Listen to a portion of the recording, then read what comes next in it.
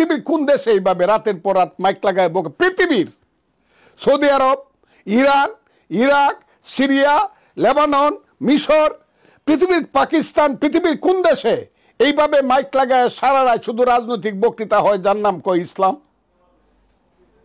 এটা তো একটা ওয়ারান দেশ পাইছে, যা ইচ্ছা তা বলতেছে মৌলানা মৌলবীরা, এবং হেলিকপ্টারে যাইতেছে, গাড়িতে যাইতেছে, লাখ লাখ টাকা নিতেছে। এটা তো একটা ব্যবসা বাণিজ্যের ব্যাপার।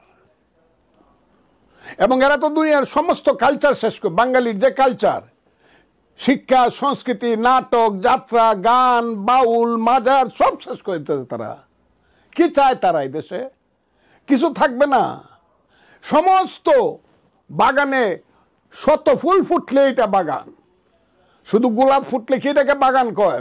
গোলাপের চাষ করছে, কিন্তু 100 রকমের ফুল ফুটলে এটা বাগান।